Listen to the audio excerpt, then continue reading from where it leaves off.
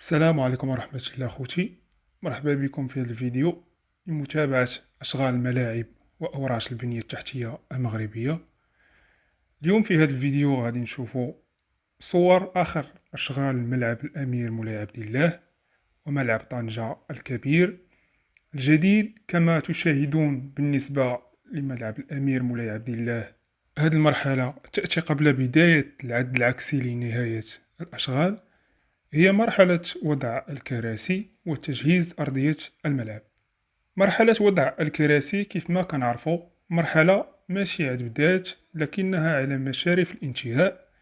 كما تشاهدون في الصورة، اختيار كراسي باللون الأحمر بكل صراحة لون ممتاز واحترافي، كيذكرنا بملاعب عملاقة مثل الملاعب الألمانية والإسبانية.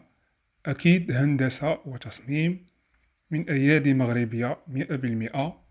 الشيء الذي يدعو للفخر أكثر مما هو صرح عالمي يليق بالتطلعات الرياضية المستقبلية لبلادنا.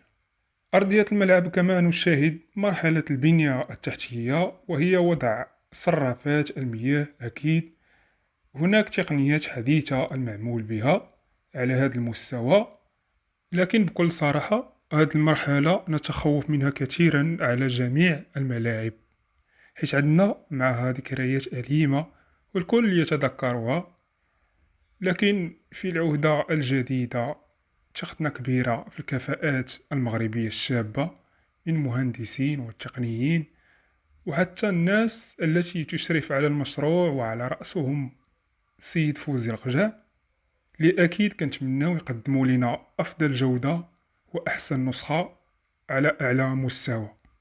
كيف ما كنشوفوا الأشغال هي مرحلة قبل المرحلة الأخيرة اللي هي مرحلة زرع العشب.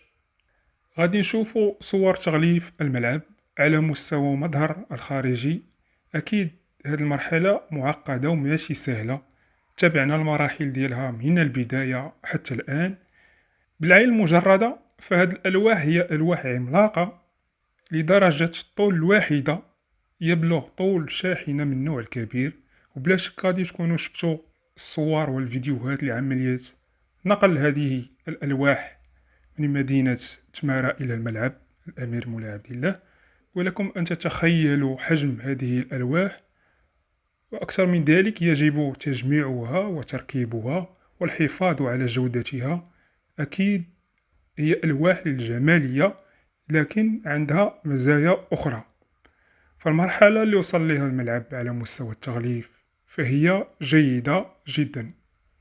أما جديد ملعب طنجة الكبير، أشغال متواصلة أكيد على مستوى تجهيز أرضية الملعب، وهي على مشارف الانتهاء. نسبة الإنجاز هي توازي أشغال الملعب الأمير مولاي عبد الله تقريبا. كما نشاهد على مستوى تغليف الملعب قطع أشواط طويلة، والآن هو في مرحلة هي الأخرى، وضع شاشات عملاقة على مستوى غلاف الخارجي للملعب. كما تشاهدون فانتظروا المفاجأة بكل صراحة. أتوقع شكل نهائي للملعب غادي يكون صرح عالمي ورائع. المهم، هذا كل ما لدينا اليوم. سنكتفي بهذا القدر من المعلومات، ولا زلنا في متابعة أشغال الملاعب المغربية التي ستحتضن كأس إفريقيا اللي غادا تنظمها بلادنا إن شاء الله.